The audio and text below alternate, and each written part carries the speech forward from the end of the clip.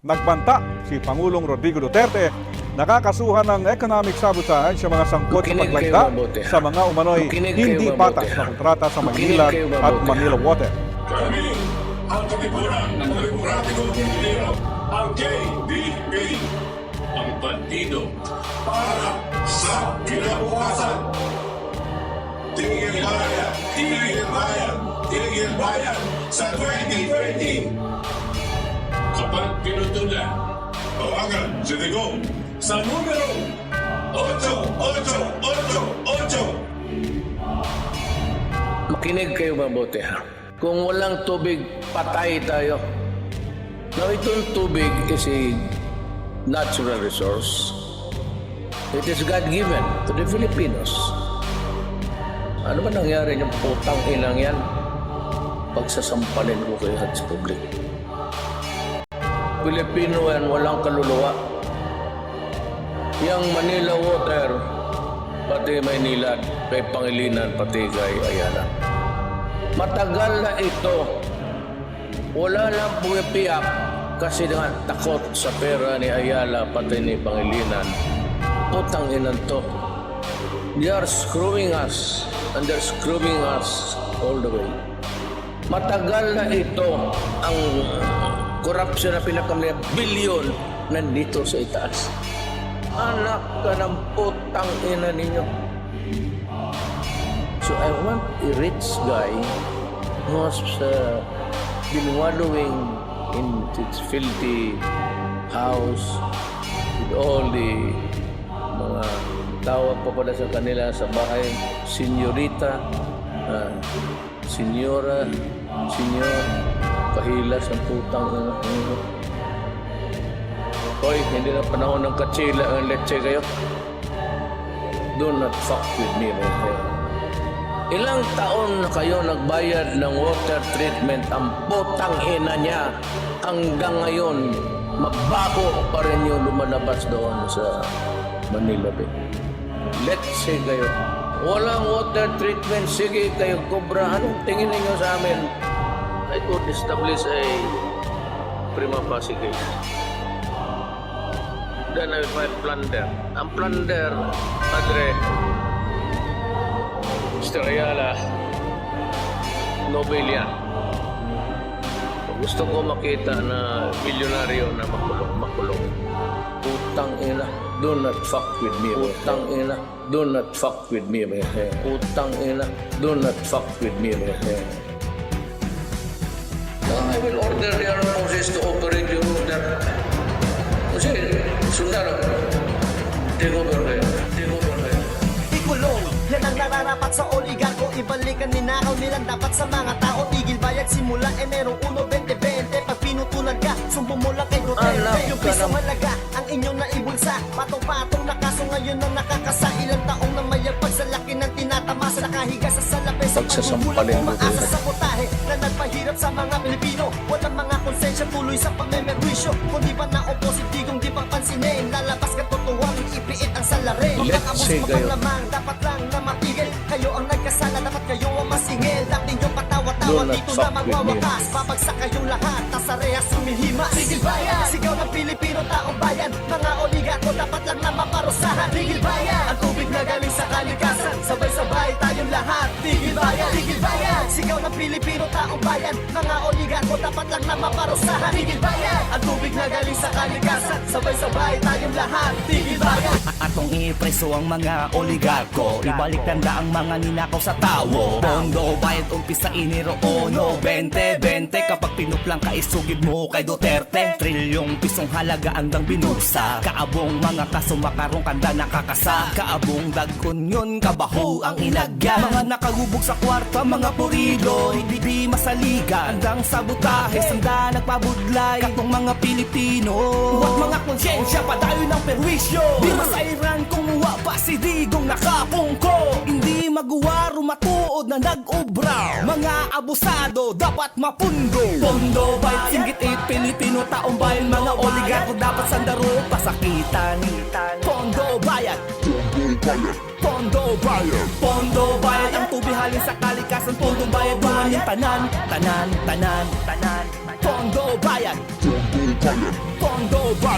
Hunong maunang bagay sa oligaryo nga tanan. Ibalik ang gikawat para sa mga katawan. Hunong ang pabayad sugod Enero 2020. Kung ikaw putulan nila sumbong kay Duterte. Yung pisong kantidad imbis ihatag gibulsa. Patong-patong nga sala karon ang nakakasada ko ang gita masaan sa paglingkod pila ka tuig gahigda sa salapi. Sa kadugay nga pagsalig sa butahing pakadudlay sa mga Pilipino walay konsensya gipadayon sa ato pagpurisyo way kapungko si Digong di na nila mapansin muguwas ka matuuran gipiit ang salarin mga abusado nga labaw dapat mahunong malagot kamo na ang nakasala dapat kamo ang masukot dati sige mo katawa mauning katapusan sariya sige himas kay nabagsak mong tanan hunong bayad syagit sa Pilipino taong bayad mga oligarko ay dapat lang masilutan hunong bayad ang tubig nagikan sa kalikasan magdungan tang tanan hunong bayad hunong bayad syagit sa Pilipino taong bayad mga oligarko ay dapat lang masilutan hunong bayad ang tubig nagikan sa kalikasan magdungan tang tanan hunong bayad Prisuhon ang nagakabagay sa oligarko ibalik ang mga kwarta naging kawat nila sa tawo untat bayad umpisa Enero 1, 2020 utang ka mo nila isugid lang sa kay Duterte sa trilyon ka piso kantidad nga ilang aging bulsa dubli-dubli nga kaso ang ilang nga mangin karma pila ka tuig na baka namin sa kwarta nga kinumpit sa mga tao mga tunto abusado pamerwisyo wala baka mo naman dito sa inyo nga kinitaan o di mo nga imo nakuha nyo kaya nga gatasan gabi ka mo batasan hindi mabatasan ang inyong gahis ang una mala is the way to heaven pero subong mapasign on ko sabay amen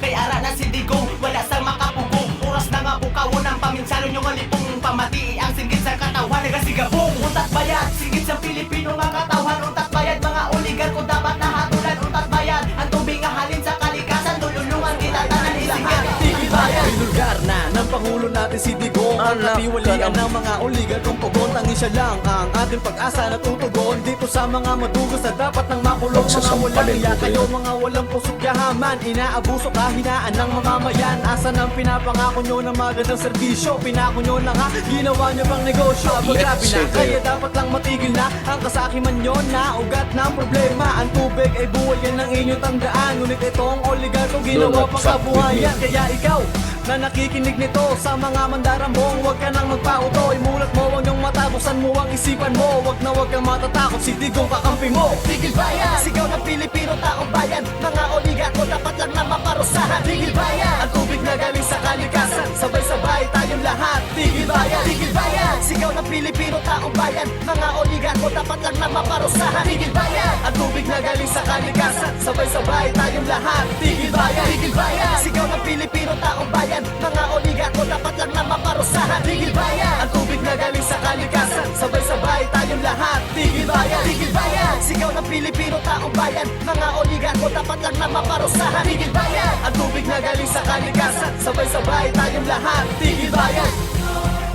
Habulin ko talaga kayo. Habulin ko talaga kayo. Yayariin ko talaga kayo. Yayariin ko talaga kayo. Yayariin ko talaga kayo. Tigil bayan! Tigil bayan! Tigil bayan! Sa 2020! Kapag pinutulan, tawagan si Digong sa numerong 8888.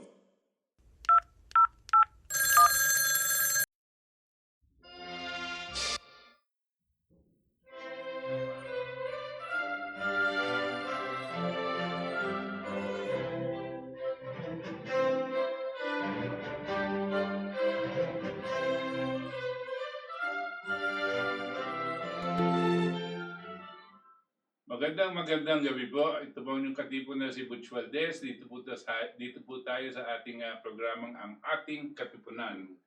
At every Sunday po lumalabas tayo at binibigyan po namin kayo ng mga balita at mga issues that are affecting our country hinggil dito sa ekonomiya, lalong-lalo na po sa ekonomiya. At ngayong gabi ay magkakaroon po tayo ng konting diskusyon kasama po ang ating guest ngayon na si Itos Valdes. No? At papag-usapan po natin ang mga issues that are happening outside the Philippines but eventually how they will impact on us here dito po sa ating bansa. No? So in a few minutes, umpisahan po natin ang ating talakayan. No?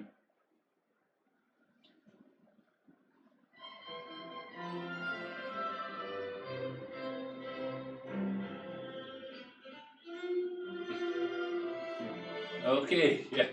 Hindi tayo na off there. At any rate, nagpapasalamat po kami sa DZXL at naka-simulcast po tayo dito sa ating podcast every Sunday, no? Ang ating pong programa. Now, this evening, I wanted to bring out, kausap ko po ang aking panganay, no? Itong mga issues na nangyayari sa Amerika dahil ngayon palagi niyong nakikita sa ating mga pahayagan at pa rin sa telebisyon, nakikita niyo na meron mga riots, rally at kung ano-anong nangyayari, pati yung away nila din ko dito sa COVID-19, no? Ang total po na namatay na, mortality rate po ng those that have died all over the world is already past 500,000, no? Already past 500,000 na po ang mga namatay. At out of this 500,000 na namatay, ang Estados Unidos po is about 125,000. Napakalaki po compared to, kung titingnan mo yung buong mundo, ang laki-laki ng kanilang share dito sa mga namamatay, no? At ito po ang isang malaking issue na itinutulak nila sa kanilang Pangulo na si Donald Trump, kung bakit parang ilanalagay ang bintang sa kanya, no? Gusto ko lang pag tinitignan po natin to, repasuhin po natin in the last let's say 4 years, no? Kung anong nangyayari dito sa Estados Unidos. Simula ng pagka-elect ni Donald Trump sa pagka-presidente, agad-agad po naglabasan ang isang tinutulak nilang skandalo daw na kanya po daw siya nahalal ay dahil sa mga Ruso. At meron daw siya mga contact sa Russia na bibigay sa kanya ng impormasyon at gumawa ng paraan para madaya daw yung kalaban niyang si Hillary Clinton. Yung pong mga pahayagan, CNN and CNBC, ABC, no? Mga mainstream media sa bansang Amerika, pati periodiko, New York Times, Washington Post, ito ang tinutulak, no? Si President Trump po, deny at sinasabi niya hindi totoo yan, ginagawa lang yan itong mga tao na gusto siyang tanggalin. Tapos habang tinutulak ito, hindi lang po itong mga media, bigla po silang lalabas na yung tauhan ni Trump ay kinakasuhan po nila na nakipag-meeting sa mga Ruso at dahil dito, these were eventually known to be false charges, pero ginaganyan nila para yung tao magagalit kay Trump. Hindi pa sila natapos dito. Nagkaroon po sila ng ano ba yung sumunod doon? Yung impeach. Ukraine. Eventually yung Ukraine. But pero that was the impeachment. Tapos nagkaroon ng reason na naman, hindi na Russia. Yung Ukraine daw. Yun daw Ukraine, alam niyo po yung Ukraine is a country in Eastern Europe. Ang sinasabi nila doon, na si Trump, naghahanap siya ng maibibintang dito sa mga Democratic Party people. At sinabi niya daw sa namumuno ng Ukraine, sa president ng Ukraine, I will not give you aid, kasi nagbibigay po sila ng aid sa Ukraine, no? Unless you tell me something, some information about the then Vice President Biden, no? yung vice presidente ni Barack Obama. Yun ang accusation ngayon ng mga Democrats ulit sa kanya. At dahil dito, sabi nila, bawal yan at hindi dapat ginagawa ng presidente na parang mag-extort. Bibigyan kitang tulong kung isusumbong mo sa akin kung ano yung ginawa nito mga kalabang ko dito sa politika. Para may kapalit. Bawal po yan at it is illegal and therefore he has to be impeached. At eto, tumagal po. Dumadami yan na tumatagal at kung ano-anong lumalabas sa dyaryo at sa CNN. Naku, lalo na yung CNN. And they're hitting him and pounding this. And they kept on saying ito sa lie. Hanggang dumating sa pagboboto ng lower house kung dapat ba siyang i-impeach. Alam niyo po sa lower house, dominated yan ng Democratic Party. Ito yung partidong kalaban ng Presidente Trump. So the Democrats voted for impeachment. Katulad po ng sistema natin dito, pag pumasa na ngayon sa lower house, isasampa naman nila ngayon sa Senado, which will be acting like a court. No? Sila ang magde-decide kung guilty ba si Trump o hindi.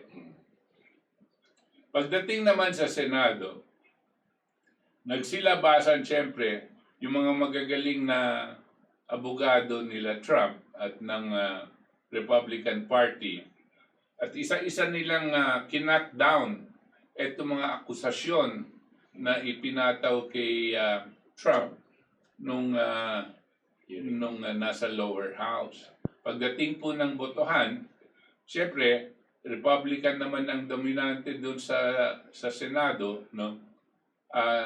In effect, na-acquit si President Trump at hindi na ituloy itong kanilang plano na impeach siya. No? Now, over and above that, siyempre, dito dumadating na itong COVID. Nung pagdating ng COVID, grabe ang tulak ng media dito sa COVID. At hindi natin alam kung ano yung talagang mga maniobra dyan. Pero pagpasok po ng COVID dito sa Amerika, grabe ang pagdami agad-agad ng mga may kaso. Hindi po katulad dito sa Pilipinas, no? Ang mga kaso parang unti-unting lumataas. Pero doon sa kanila biglaan tumataas. Sila ang pinakamabilis na maraming tumaas at sila na ngayon ang pinakamaraming namamatay. Mahirap pong sagutin yan kung paano nangyayari, no? Dahil isa po ang pinaka-developed country in the world, no, is America. You would think that they have the best facilities to prevent this and to control the disease. Pero parang walang control ang sistema ng Amerika dito. Si Trump naman, palagi na sinasabi, kaya natin to, we have the best facilities. Siyempre, maniniwala ka dahil ang Amerika talaga, if you're the most developed country and the most advanced, scientifically and even in medicine, lahat tayo pumupunta sa Amerika para mag-aral ng medisina, hindi ba? No? So they have the best know-how, and yet they have the worst case of COVID in the world. Parang it is difficult to believe. No? Okay, and because of this COVID, they are forced to lock down and quarantine ang business. Ano pong nangyayari? Siyempre, pag linakdown mo yan, bagsak ang ekonomiya. Katulad po natin, dito, halos 40% na yata ang walang trabaho, no, sa mga SMEs. Doon sa Amerika, siguro malapit-lapit na dyan o ganyan na rin o higit pa. No? Napakaseryoso po ng pagbagsak ng ekonomiya.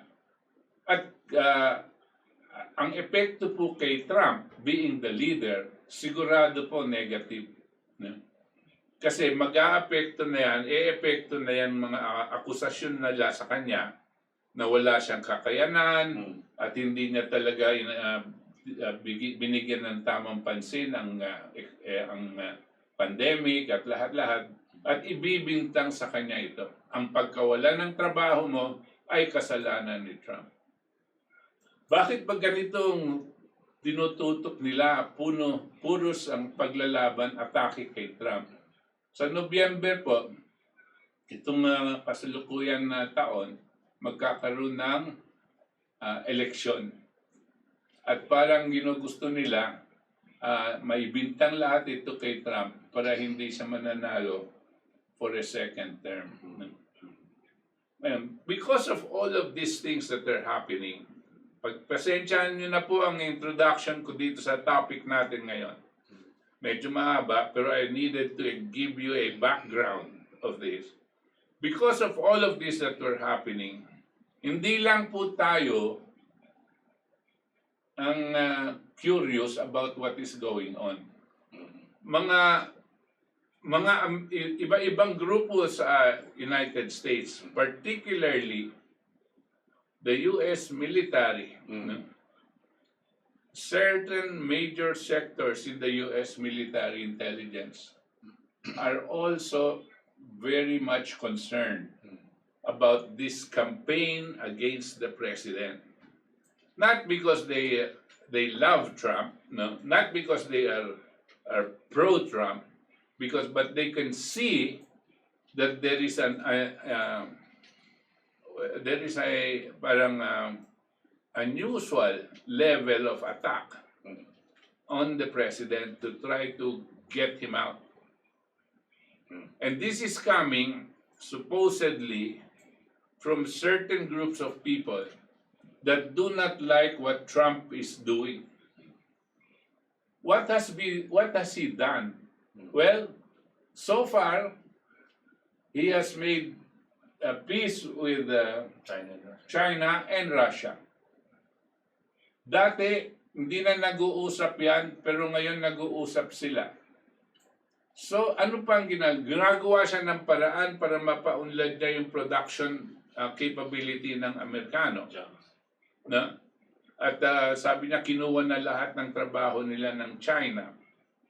Pero, ang direksyon niya ay hindi gera. Ang direksyon niya ay may paunlad niya ulit ang Amerika. Well, it was before. North Korea pa, and also. So what is it that these groups of people, ang ating pong loose characterization of this group of people is the deep state. Ito pong deep state. Ano bang gusto nila? Bakit ayaw nila? Okay. Yung sinabi ko dito sa military intelligence, meron po silang ibang ginawa. At nag-isip ng paraan paano nilang kukontrahin ang mga fake news na lumalabas pangbanat kay Trump. Ito po ang grupo na lumalabas ang pangalan, kung titignan nyo po sa inyong mga YouTube o sa Facebook pa yun, ay QAnon. Letter Q, yan po, letter Q, tapos ANON. Ngayon, alam kong pinaka-eksperto dahil alam niya dito sa mga tungkol sa ganito, ay walang iba kundi ang aking panganay na si Itos. At pinangako niya ngayon, magdi-discuss kami at hindi kami magdidebate. We're not going to debate, we're going to discuss and help inform the people, our listeners, about what is going on and what is the role of QAnon. Thank Yeah. you. Salamat po. First of all, salamat. Hello sa mga nanonood sa ating ngayong gabi, sa ating Katipunan.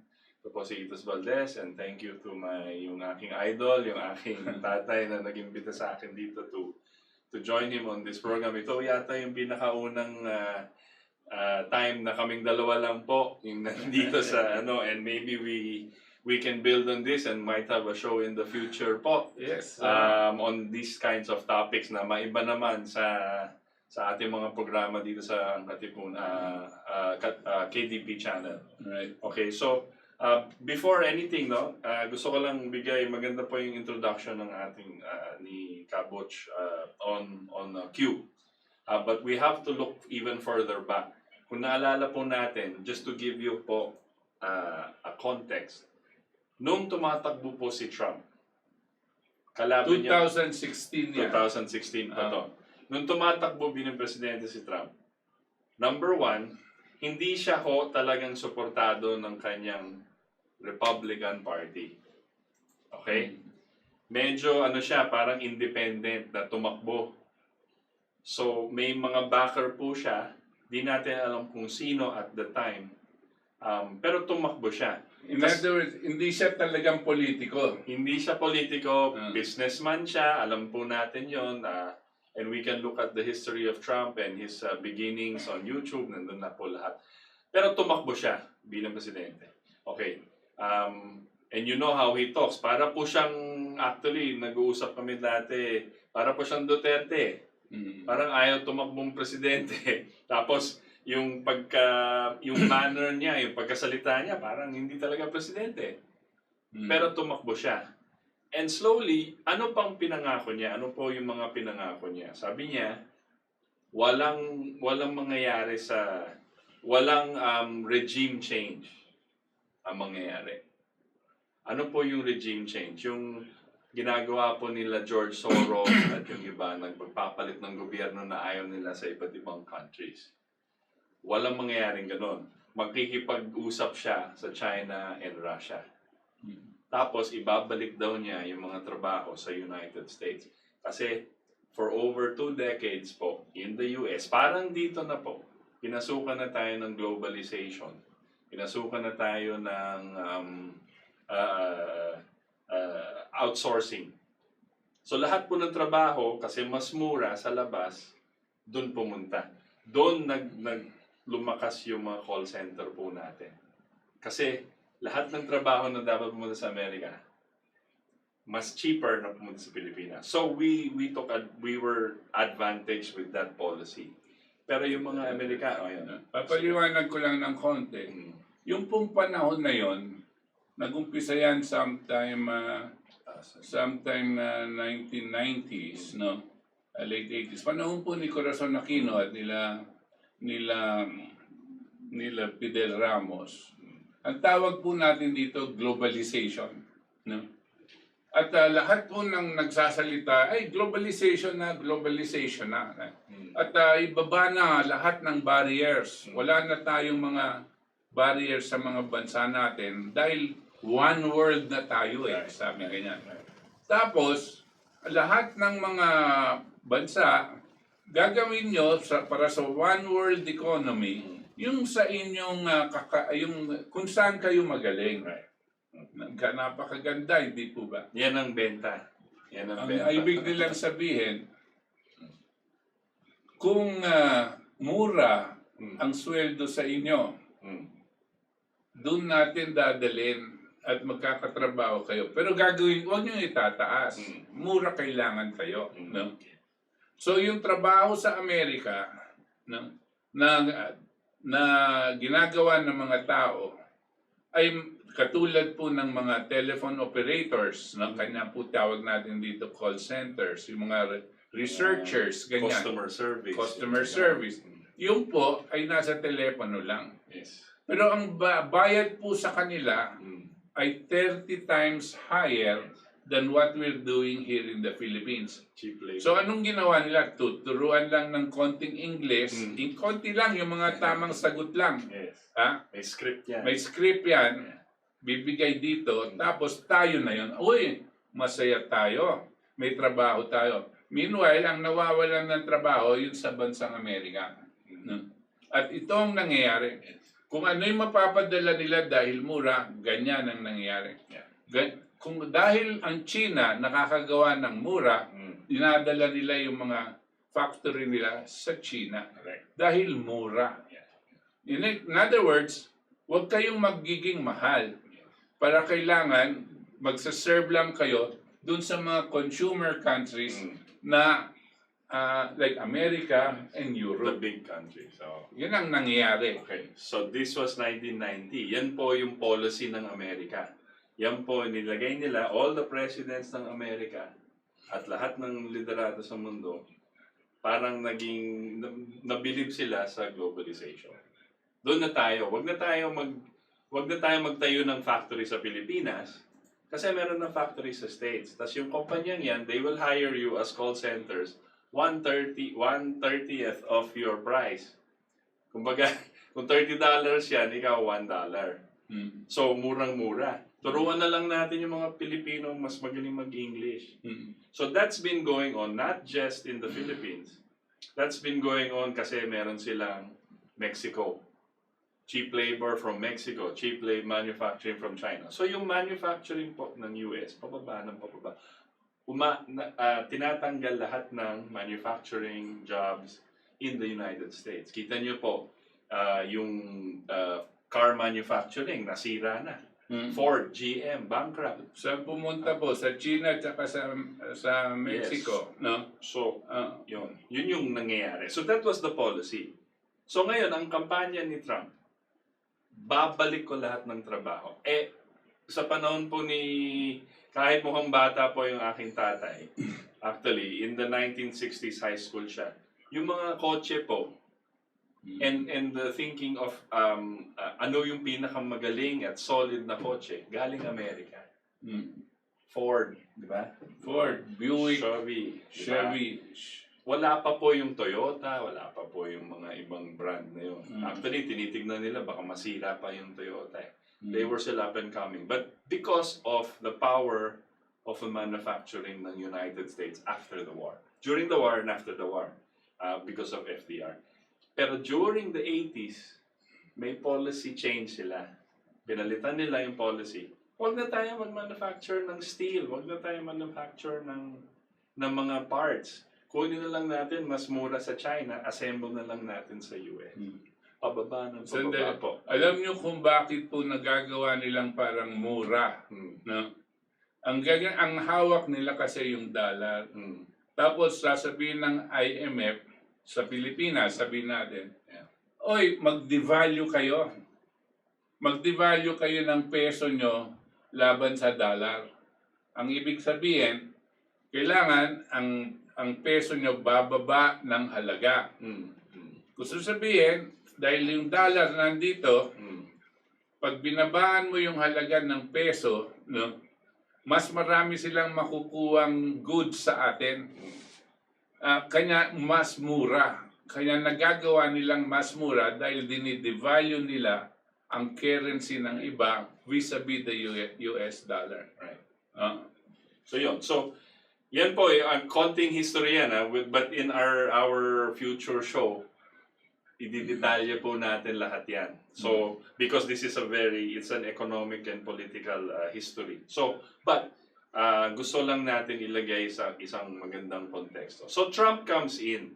Nakikita po yan, parang bumababa yung power ng US, meaning manufacturing, agriculture, kasi ina-outsource na lahat. Okay, hindi lang sa US, sa Europe, yan lahat.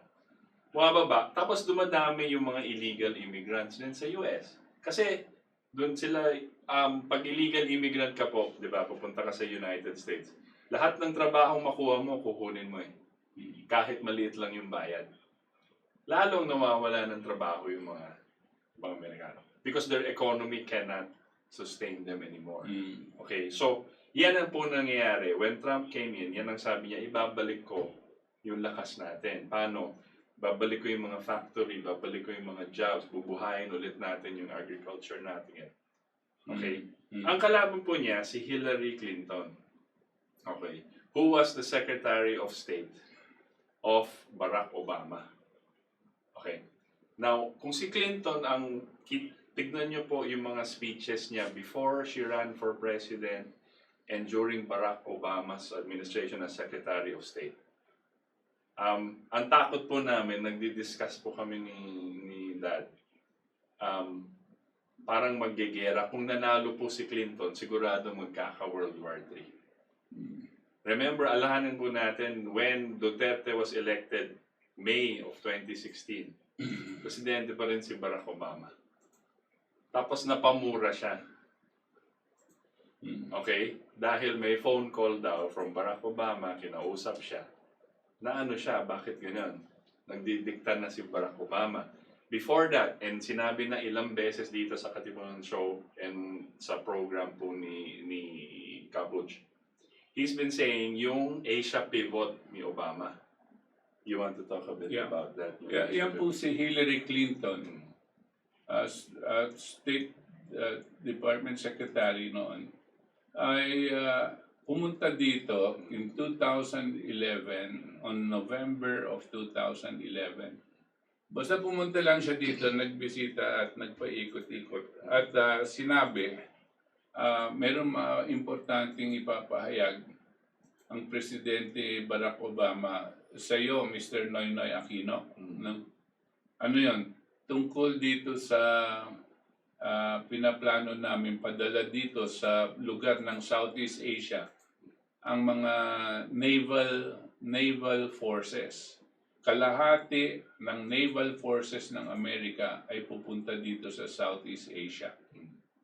2011 pa to. 2011 ng December, nagkaroon po ng APEC meeting sa Singapore. This is 1 month after Hillary came here. Etong si Noynoy Aquino, pumunta din doon. 2011, December, sinabi sa kanya ni Barack Obama, nasabi na sa inyo na pupunta yung mga barko namin ng pangdigmaan sa Southeast Asia. Kayo ang aming kaalyado dyan. Kanya lahat ng iyong ports at iyong mga airports, you have to make it available to us when we need it. Gusto sabihin, pag kailangan namin, sabihin lang namin sa inyo, gagamitin namin yan. At etong si Noynoy Aquino, halos halikan yung puwit ni Barack Obama.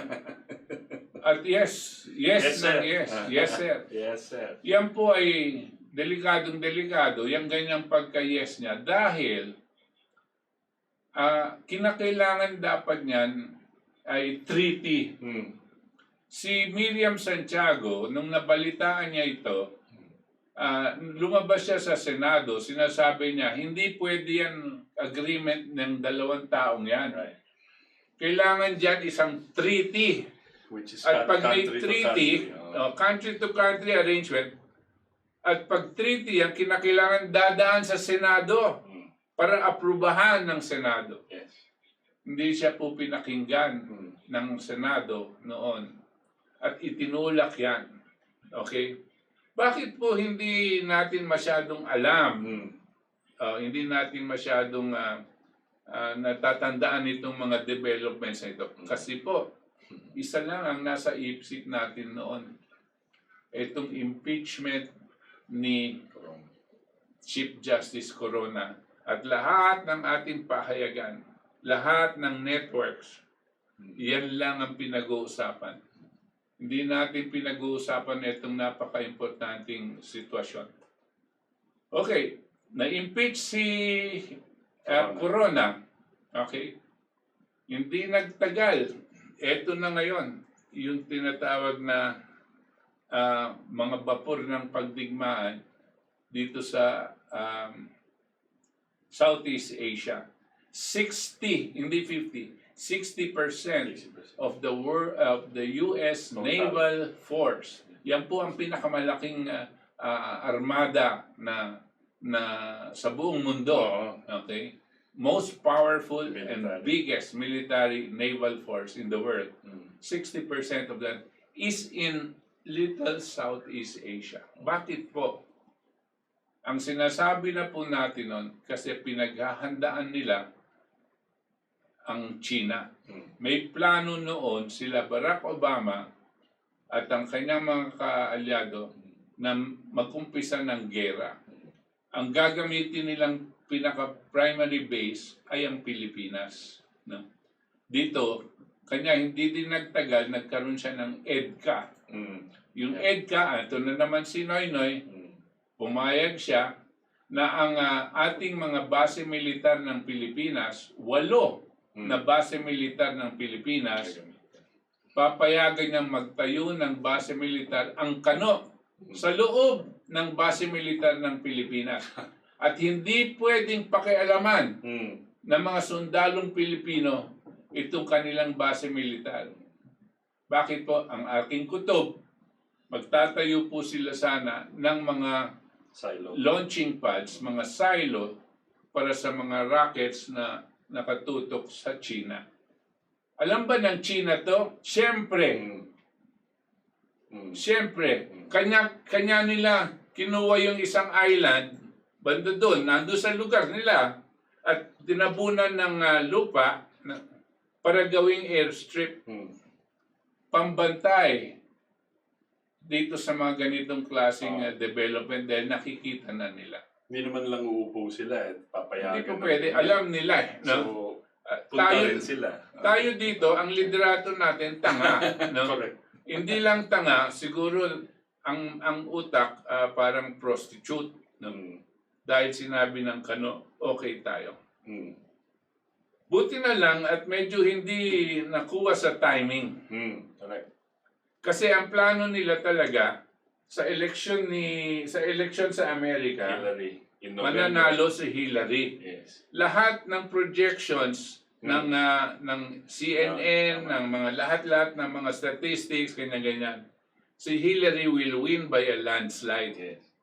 Yeah. So, Yun po ang sinasabi nila. No? So, yeah, yan yung konteksto. So, and you can look this up po. Lahat ng mga viewers natin, we encourage you. You look it up in YouTube. 2016 campaign. Anong sinasabi lang lahat ng mainstream media? Anong sinasabi na lahat ng artista, lahat ng celebrity, lahat ng news, yung mga batikang news anchor, tsaka yung mga on paper, on TV, lahat. Hindi daw matatalo si Hillary. Gusto nga nila kalaban nila si Trump kasi sobrang lampaso daw si Trump. Yan ang sinasabi ng lahat. Lahat. Walang ibang nagsasabing mananalo si Trump at that time. Pati kami, niisip na, paano mananalo tong si Trump? He's not a politician. Zero. No experience, nothing. Tapos, marami siya mga ginawa in the past na ayaw ng mga tao. Paano siya mananalo? Paano siyang alam mo naman si Trump kung gumalaw, di ba? So, Sa aming pong programa noon sa Ating Katipunan, I was mentioning this. And I was afraid Hillary Clinton will win. yes. At sinasabi ko, pag nanalo si Hillary Clinton, hindi magtatagal magkakagera tayo. Correct. At tatandaan nyo, kayong mga sumusubaybay sa Yes. akin noon, ang ating Katipunan, na sinasabi ko, war is imminent. Malapit na po ang gera. Kasi, Yes. ang plano nila, pag umupo si Hillary, hindi magtatagal, titirahin ang China, tsaka ang Russia sabay. Yes. Yun ang kanilang plano, no? At kanya po at that time, ako ay worried na worried. Yes. And Yes. kausap ko din ang pamilya ko. Yes. Maghanda kayo. We might be facing a world war. That was in 2016. E nanalo si Trump. Yun. So, ito si Hillary, and yung sinasabi po namin, and my father, since before this, kasi yung mga policy po ni Barack Obama, tsaka Hillary as Secretary of State, was very centered on mga deep state, regime change, war, and lahat ng sinasabi po nila, nagiging kalaban ng Ruso, nagiging kalaban ng China. So wala silang tinatago na ito yung policy na. Now, Hillary is with Barack Obama. So kung nanalo po si Hillary, nako, ito na. Ito na, kasi alam na nila, gigirahin na nila kasi tinatawag nilang dinedemonize na nila si Putin. Sinasabi, masamang tao yan, kailangan human rights, gano'n, kailangan tigil. Now, Tsaka yung ginalaw nila, yung Yes, yung naval force nila Yes. dito, no? kumbaga sa chess, nagpupwesto na sila. Nagpwesto na silang nakatutok na. So nakikita po namin lahat yan tapos sinasabi po ni chairman na this is going to happen. They're readying something. This is all the pieces are in place. And if Hillary wins, hindi magtatagal. Okay. Ito naman si Trump, he comes in out of the blue, hindi siya Republican, although he ran under the Republican Party, he is not really a politician. He comes and says, no, friends tayo lahat, if I win, ito mangyayari, ito mangyayari, ito mangyayari. And you can look this up in all the campaigns. And then, there was one debate pa nga na sinabi ni Trump, pag nanalo ako, mapepreso ka, Hillary. Sabi niya kay Hillary, Oh. you will go to jail. May debate sila. You can look this up online. Hindi pa nila tinatanggal, pero many sources. Sa debate, si Trump sabi niya, you will go to jail. Okay? Hindi natatakot si Trump. So, election. Lahat, CNN, pag nanonood tayo ng CNN, MSNBC, lahat po ng pinapanood natin. Tapos, kukunin lang ng local news, itong ABS-CBN, TV5, GMA, they will just get the international feed and show also that Hillary is going to win. During this time, lahat sila. When the day was over, Trump won. So ngayon, what Trump represented, immediately after, kung naalala niyo po, after nanalo si Trump, nagkaka-riot. Nag-riot yung mga areas in America. Yung nakikita po natin ngayon na Black Lives Matter na sinasabi nila na mga riot, the same people. Lumalabas, ito yung Antifa, which is called the Antifa movement. Ano yung spell it nga? Antifa, anti-fascist.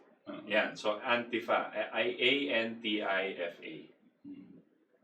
Ngayon pa, that time that lumalabas, si Trump sinasabi na niya sa mga interview niya sa mainstream media, tsaka active siya sa Twitter po. Okay? Sundan niyo po si Trump sa Twitter habang nandyan pa siya. Hindi pa siya tinatanggal ng Twitter. Yan ang sabi niya. Ito yung ano. Pero ang lumabas right after, lahat ng sinasabi niya, parang iniiba ng mainstream media. Sinisira siya. Lahat na makita niyo. Facebook, Instagram, Twitter, pati sa news. Lahat sirang-sira si Trump. Okay. Tingnan niyo po, isipin niyo dito po sa atin, meron kang ABS-CBN, meron kang Rappler, meron kang CNN Philippines, no? Pag nagsalita si Duterte, galit na galit siya dahil kung anong Yes. twisting Yes. ang ginagawa ng ABS-CBN sa kanyang sinasabi, no? At kung meron siya sinabing matindi, pinapalaki nila para ilalabas nilang napakasama, napakamalaswa. No? Bakit po? Dahil kanya galit na galit si Duterte. Now, you multiply that by 100 times in terms of number and in terms of intensity. Yun po ang inaharap ni Trump sa bansang Amerika. So, nanalo na po siya. Nag-riot yung Hillary. Nag-riot yung mga tao ni Hillary. Actually, si Hillary ay lumabas at mag-concede. Pinilit na lang siya sa huli na mag-concede kay Trump. Imagine binibuild up nila hindi mananalo si Trump at all. Bumoto yung mga Amerikano. They went to the polls and said, no, we want this Trump because we like what he stands for. You have to understand po, yung policy po ni Trump is the opposite of the policy of all the leaders of the United States for the past 5 presidents. What he represent was a complete opposite. So, singit lang ako ulit. Tingnan niyo po. Si Trump, hindi siya politiko. No? Si Duterte, hindi siya national politician. No? Pero At itong mga kalaban ni Duterte, no, silang nakapwesto. Silang may hawak sa COMELEC, sila yung may pera, no? At hindi mo makakalain, matatalo sila dahil lahat na ng pandaraya gagawin nila para lumabas itong si Mar Rojas. No? Pero ang nagsalita ang taong bayan. At hindi nila napigil as a protest vote. Protest vote po ito. Ayaw namin sa inyo. No? Itong itutulak namin. Dahil ito ang lumalaban sa inyo. It was a protest vote that got the president here. The same way in the United States. The people were just full of this bullshit that this Obama and Hillary and their policy of war at pinapatay nila itong mga pinapatay nila yung mga ibang leader, gusto nilang tanggalin si Assad sa Syria. At napuno na yung taong bayan ng Amerika. At binoto nila etong hindi politiko, si Donald Trump. So you see a little parallelism here na ang taong bayan ang nagsasalita. And also sa debate, lahat ng debates, yung Republican debates po, si Trump lang nag-iiba yung how to approach the US economy. Iba lang siya. Okay, lahat sila, pati yung mga Republican na kalaban niya, pareho lang sila ng Democrats mag-isip. So walang iba. Siya lang nagsasabi, hindi, babalik natin yung jobs dito. Lugi tayo. Kailangan yung manufacturing bumalik dito. Kailangan yung mga illegal immigrants. Illegal hindi yung legal immigrants. Illegal immigrants. Kailangan paalisin because they're getting jobs from our people. Tama naman. Diba? All of those policies ginawa ni Trump. So, nanalo si Trump. Ang unang-unang araw pa lang na panalo na si Trump, may kumakalat na ng balita na nandaya po si Trump. Paano nagdaya sa eleksyon? Tinulungan ng Ruso. Okay? Tapos, ang nakaupo sila, di ba? Ang nakaupo sa gobyerno sila. Pero si Trump daw tinulungan ng Ruso. So nanalo si Trump, presidente na siya. First day of his in office, sinabi na nila, kinalat na nila sa CNN, ay nako may balita. Nako si Putin, Russian hackers. May proof po kami na yung Russian hacking, ang gagaling ng mga Russian, hinak yung election. Saan galing? So, naglabas sila naman. Ang nagtutulak nito, CNN, sinasabi ni Hillary, may proof kami. Ayoko magsalita na masama loob ko kasi natalo ko, pero may proof talaga kami, tinutulungan siya ni Putin. Yung Ruso naging parang halima or monster or bogeyman. What is that in Tagalog? Parang kapre. Parang kapre. Parang nagkakasad ka dahil sa kapre. Parang gano'n. Basta yun yung ano. So, yan ang inaano nila. Tapos, ang sinasabi nila, may proof daw sila. Di namin ilalabas, pero may proof sila. Yung unang-unang tao is this guy called, yung head ng kanilang FBI, si Mueller. Okay, si Mueller po. Meron daw siyang proof. Tinatago nila, ayaw muna nila pero kumakalat na sila sa press. So the first 3 years of Trump's presidency, yan lang yung inaatupag nila. Binibuild up po nila yung Russia. Pero si Trump tuloy pa rin ang mga pangako niya. Bringing back jobs, negotiated the deal with China, which is 250 billion, I think, US dollars. Building the wall so that illegal immigrants and drugs will not come in. If you look at Trump's speeches on the way and did Twitter, nakikita mo, iba yung policy direction. Okay. So paano ngayon inisip ni Trump, kung kalaban ko itong mga mainstream media, kalaban ko lahat ng big corporate media, paano ko ngayon how will I talk to the people straight? Kasi lahat ng press con ko, iniikot nila Parang masama yung dating ko, hindi totoo. In the age of internet, sabi niya, pwede ko silang kausapin directly. Sa Twitter muna. Sa Twitter muna, nagte-text siya. Kasi lahat ng sinasabi nila sa mainstream media, sinungaling. So in 2017, there was this small group that found a website, which is now evolved into QMap. Can you post that? Yeah, qmap.pub. And can you show a screenshot, Roxanne, of yung ano? Here is the website. So ganun po yung itsura. Ang nakalagay doon sa on a website like this, it's like a bulletin board. Parang nagpo-post lang, may nagpo-post. Di mo alam, anonymous kung saan galing yan. Ilalagay lang nila. Ngayon, ito, pinipick up. Siguro, sinabihan na nila yung mga certain people. Sabi nila, we will show you, we will give you clues as to, so you can dig up ano yung totoong news na hindi pinapakita sa inyo sa CNN, NBC, gano'n. Kasi if you watch lang CNN po, pati dito na tayo sa Pilipinas, mga kaibigan ko, mga tao dito, ayaw nila si Trump. Masamang tao. Pero pag tinanong mo saan galing yung balitang yan, nasa CNN, ibig sabihin totoo yun. Yung CNN, nagsasabi naman ng totoo. Saan galing itong QMap na ito? So, qmap.pub is a website. You just go.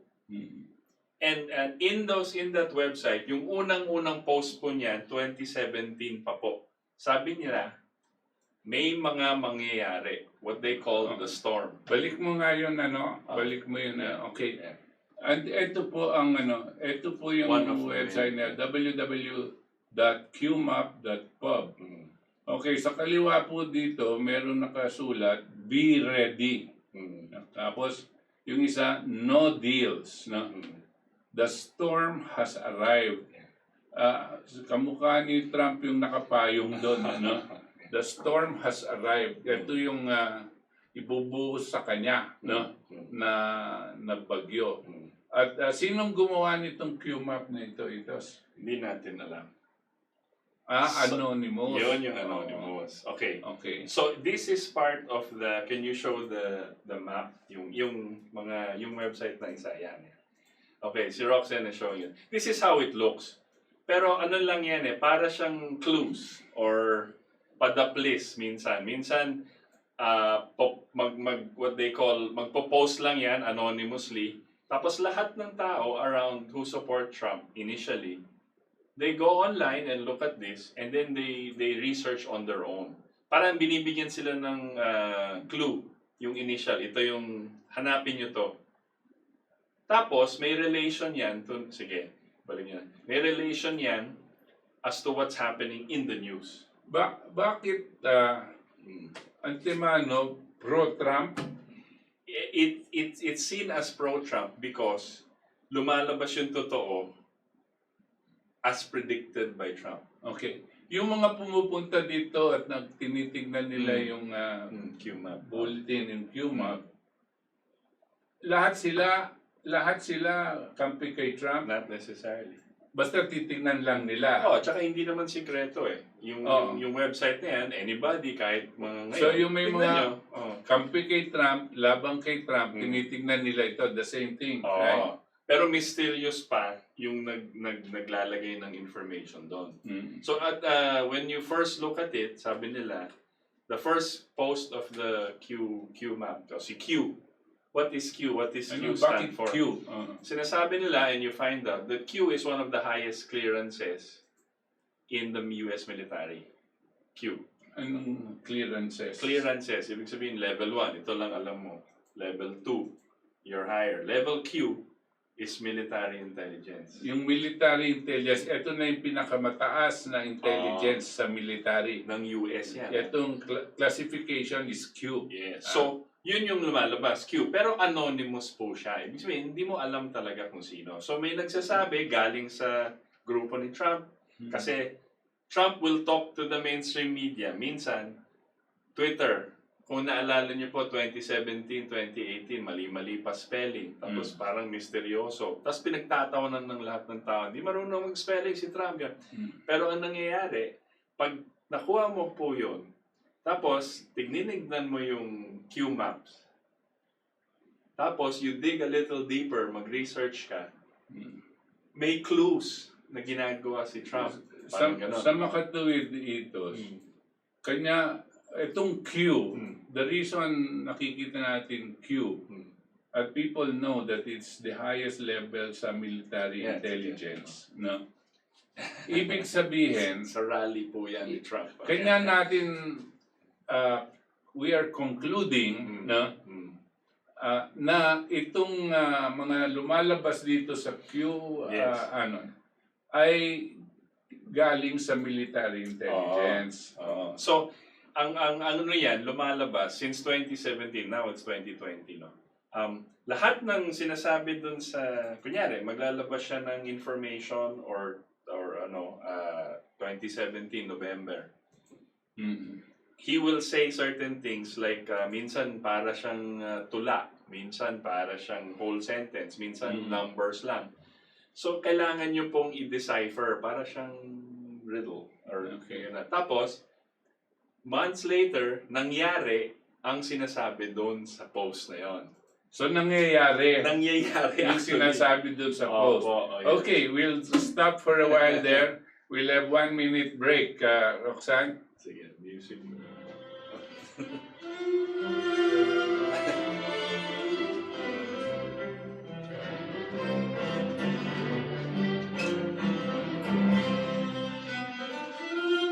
Okay naman, no? Ha? Yung sa mga pictures, hindi may nakalagay nila. Pero kita ko yung shorts ko. Napansin mo ako. Pero laki na. Pwede po. Hindi ko lang po dito kanina kasi baka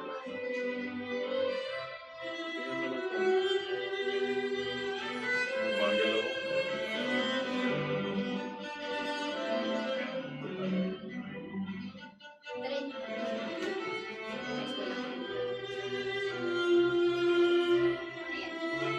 Okay. Walang hindi makita.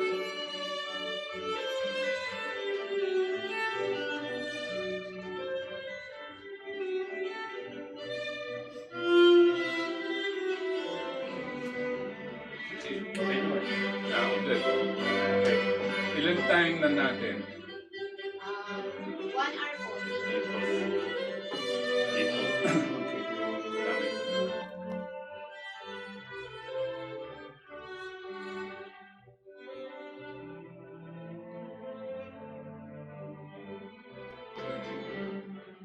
Okay, balik po tayo dito sa ating katipunan. Ito po ang inyong katipunan na si Butch Valdes.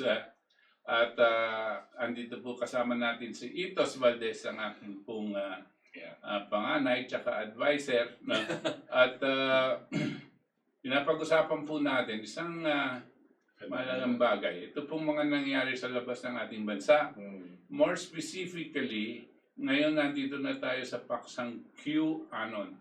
Yung Q, ang sinasabi po natin, although hindi nakasulat yung mismong ito, ang conclusion po ng nakakarami kung anong ibig sabihin ng Q ay galing sa highest level of military intelligence. At yung meron po kayong makikita mga websites, QAnon. Yung Anon, A-N-O-N, is short for anonymous. So ito pong QAnon, naglalabas ang Q ng mga iba-ibang mga information for everybody. Minsan picture. Lumalabas to sa Twitter, ganyan, sa Instagram, sa So, Facebook. nangyari, nung nag-umpisa, may nagpo-post, gumagawa na sila ng sariling show nila, yung mga tao. So, they get this information sa mga research po nila. Lumalabas na sila ng sarili nilang show on YouTube, on Facebook, may mga accounts na. Talking about these things. Talking about what they interpret to be. Okay. So, marami po na channels na pwede natin puntahan. Ngayon, since you have to filter Yung iba kasi masyado ng this side or that side. May mga fake Q rin. Fake. Kasi, una, sinasabi ng mga CNN, hindi nila it got so big. Lumalabas kasi, kunyari sa Q, lalabas na post. Habang may investigation into Russian collusion si Trump, during that investigation maglalabas ng post si Trump sa Twitter, magpo-post siya, sabi niya, they're all lying and it will be exposed soon. Imagine si President Trump will say that. Hindi siya direkto magpo-post ng ganyan sa Q. Na ngayon, lalabas rin yung Q. Minsan, i-quote nila yung president na nag-tweet sa Twitter, lalagay nila yung link, tapos maglalagay sila ng picture na hindi mo alam. Minsan, picture from a CCTV camera in a country. Minsan, may picture on Air Force One. So ngayon, kinukuha ngayon ng mga taon to, what they call now the Q Army of Digital Soldiers. Ngayon, they call themselves that. Hindi nila tinatawag, hindi si Q ang nagtatawag sa kanila. Now, they call it, magre-research ngayon sila based on those pictures. And lalabas, when the news comes out na, oy, si Mueller has no evidence. Babalik ngayon sila sa post. How many months before? Hindi ba ito yung sinabi? So lalabas siya ngayon. I just want to, para hindi masyadong maligaw yung ating mga tagapanood, ang pakay ng Q, the objective of Q, ay ilinabas po ito ng mga isa o grupong tao. No? Hindi natin po alam kung sino-sino to. At ginamit po yung digital network, yung pong internet, para maglabas ng informasyon na hindi dumadaan dito sa mga mainstream media. No? Ito pong informasyon na ito, linalabas nila para sa lahat. No? Hindi ho para for specific group. Pero ang source nito ay itong Q. Hindi natin alam kung sino yan. Alam natin, Q, sa mga Amerikano, military. Alam nila military intelligence. So, tapos may maraming interpretations on that. No? So, pero ibig sabihin, ang pakay nito mga to, maglabas ng information, no? Isabog sa internet, isabog sa lahat, at para makita nila, nagbahala yung tao mag-evaluate kung totoo ba ito o hindi. Di ba? Paano pong nagkakaroon ng following ito? How do they get the following? At sabi nga ni Itos, pag naglabas sila ng mga hints, mga konting mga clues, mga statements na parang out of the blue na hindi makaano, makikita nila na hindi magtatagal lalabas na katotohanan ito at nangyari itong sinasabi ng Q. No? At kung madalas din yung sinasabi ng presidente at itong sinasabi ng Q ay akma. No? Akma. Pag nagsalita ang presidente, itong mga ito makukulong. No? Yun lang naman ang sasabihin niya, itong mga ito makukulong sa kanyang mga talumpati. Tapos eventually lalabas sa Q na itong mga ito na itinuro ng presidente may mga kaso. No? na hindi natin alam previously. Na hindi natin alam dati. No? That is how this thing works. Yes. So there has been a lot of, since the 2017, nag-umpisa na yan. Tapos dumadami po ang followers ni Q. Nasabi na si Q. Si Trump never said he was Q.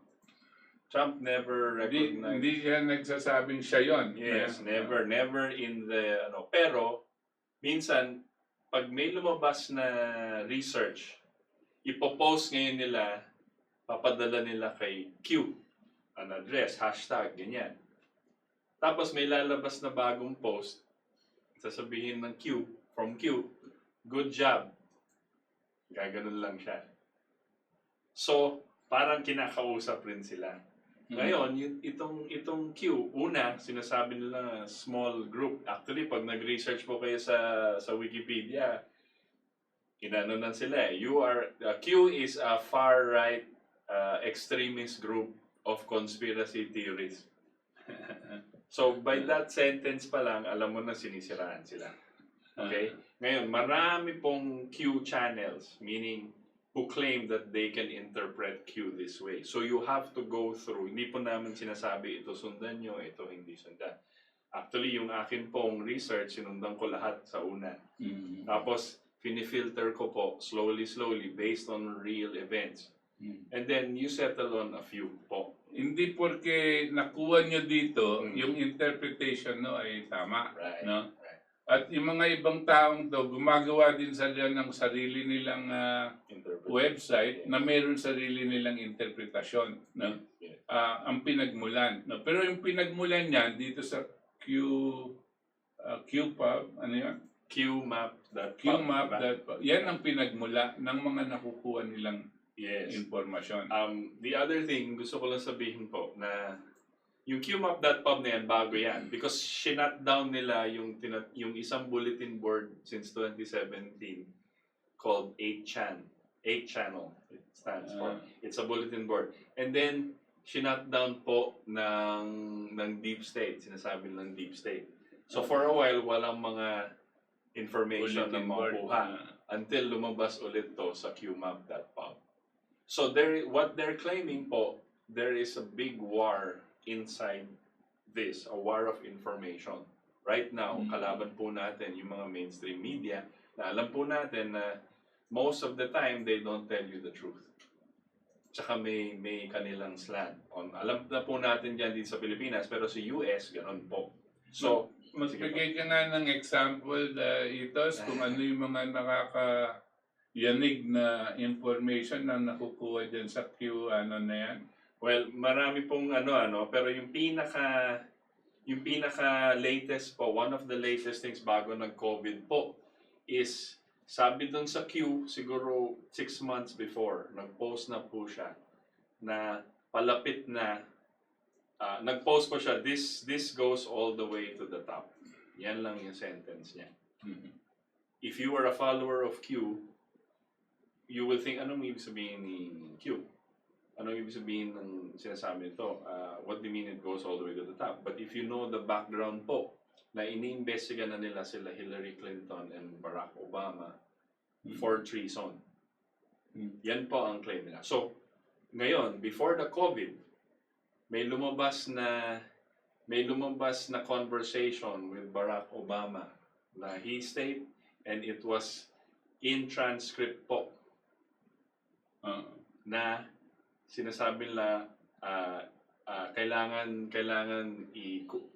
ipakulong natin yan si General Flynn because he knows too much. This is in a transcript now. Hindi In other words, may nagsasalita kasama si Barack Obama, grupo, at pinagplaplanuhan nila itong si General Flynn, F-L-Y-N-N. Yes. Siya po ang head ng intelligence, military intelligence ng ni Barack Obama dati, tapos ngayon din kay Trump. At sabi nila naka-transcript, meaning from telephone o from meeting, naka-transcribe, naka-typewritten. Pinaplano nilang magpakulong ito. At nakulong na nga. No? Kinulong nila kasi siya yung delikadong baka naglalabas ng information. Kasi marami siyang alam. Kasi napakarami ng alam na information. Ito naging kalaban nila Barack Obama. Yes. Pero ngayon kakampi na siya ni Trump. Yes. And kasi ito sinasabi na si Flynn is a patriot. Meaning mahal niya yung bansa niya. Hindi siya treasonous, hindi siya traitor. Ang sinasabi. Dito lang sa Katipunan, alam po natin lahat ng presidente na naging traitor ng Pilipinas, di ba? Traitor, ibig sabihin, taksil ka sa bayan mo. You betrayed your country. And in the States po, yung US yata, if you were found to have betrayed or committed treason, ano yan, military yan. You were the commander-in-chief. So this is a highest level of treason. You betray your country through another power. Ngayon, so ang yung tinatanong po ni Butch about ano yung pinakamalaking na discovery, meron pinapalabas si Q about Hillary. Long ago, siguro 1 year and a half ago or something. Naglalabas siya ng mga pictures. Naglalabas siya ng, parang hindi mo alam ano ba to. Naglalabas siya ng clues. Maglalabas siya ng picture. For example, ni Hillary campaign manager John Podesta.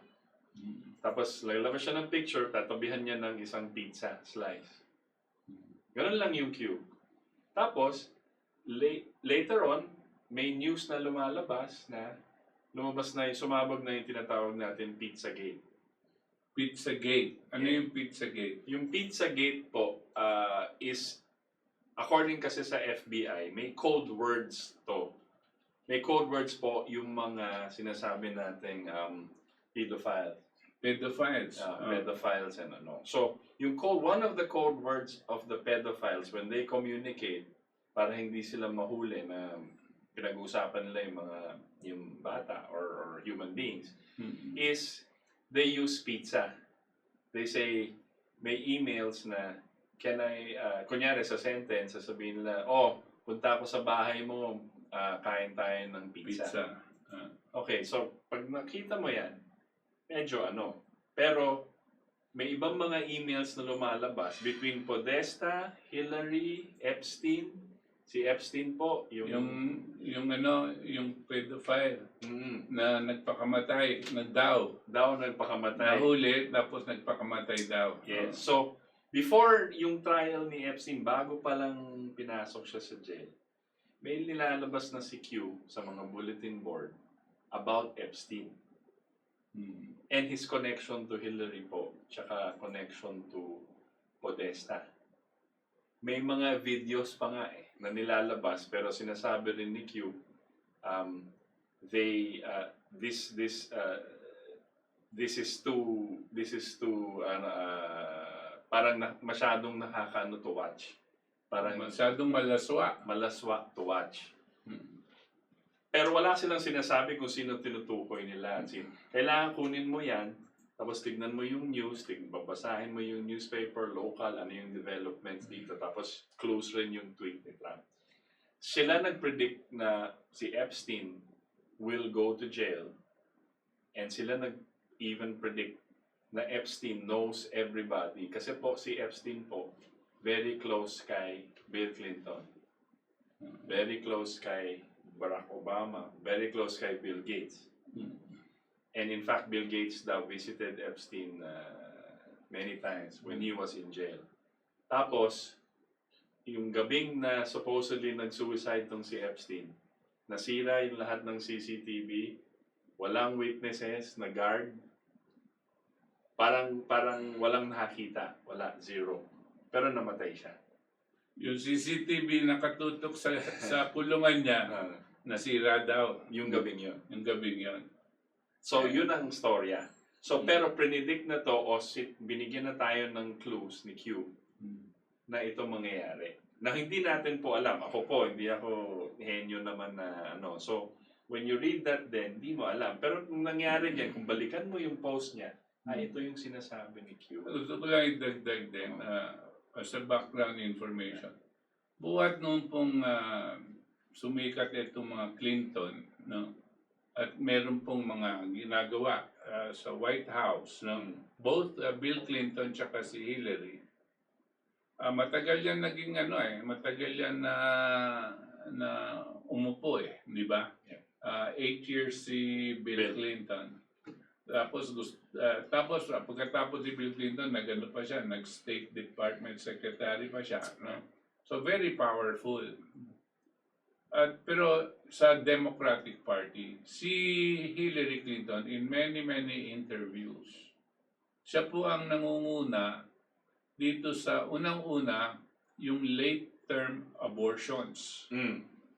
Yung siya po advocate ng pwede mong patayin yung bata, sabi niya, habang maski na late term, 7 months, 8 months, maski na 9 months na, pwede po rin papatay yung bata sa pupunan ninyo. Sa kanyang paningin, hindi pa daw tao yon hanggang napapanganak. Pagkatapos nitong sinasabi niya ito, pero mo late term abortion, yung mga iba, 1 month pa lang, pagkat doon sila na ipapalaglag yung bata. Pero ito, 9 months na, sabi ni Hillary, pwede pa. Sumobra pa siya. Ngayon po, yung Democratic Party, nagtutulak ngayon, ewan ko kung natulak na nila, na pwede mong patayin ang bata, ang anak mo, na maski nakakatapos mo lang ipanganak. Kakalabas lang sa'yo, pwede mo pa rin patayin. Yan ang mga Democratic Party, kademonyohan. Yan ang mga kalaban ni Trump. In fact nga, di ba, si Trump nga sinasabi ko dati, nung nakapangasok na sila sa White House, bago sila tumira doon, pina-bless ni Melania yung White House. Pinindisyon niya. Bindisyon niya. Kasi ang message nga doon, kasi maraming masamang nangyayari doon during the time of Barack Obama po. So, we will see this. Actually, meron din nilabas si Q, siguro last year, sabi niya, nagbigay siya ng listahan, nag-post. Lahat ng major CEOs ng mga malalaking company. Nagbigay lang siya ng listahan. Tapos, pag chinek mo sa news, kita mo lahat nagre-resign. Nagre-resign for what reason? Hindi pa alam. Pero sinabi na ni Q, nag-post lang siya ng listahan. Wala siyang sinabi kung anong mangyayari. Pero later on, within that 2 months, ang dami na nagre-resign. Ang suspicion po na sinabi sa akin ni Itos, dito sa mga nakasulat dyan sa Q, ay meron nangyayaring tahimik na investigasyon behind the scenes. Behind all the media and all that. Very subtle and very confidential investigations now going on. And broad. Affecting even the highest level. In the world. Ang highest level po sa Amerika, ang presidente. Sino po yung presidente dati kung hindi si Barack Obama? Tapos yan din po sila Hillary Clinton, sila Bill Clinton, lahat sila involved sa isang mga activities na medyo napakahirap pong isipin na kakayanin nilang gawin. Kasi po yung mga yan, nagdodroga na. Pag nandiyan ka po, biro mo, nandiyan ka sa poder at gusto mong manatili sa poder, baka yung mga yan nagbenta na ng kanilang kaluluwa sa demonyo. At lahat ng gagawin nila para manatili sa kapangyarihan. Imagine, if you're the President of the United States, you're in effect President, the head of the most powerful nation in the world. And para dito sa mga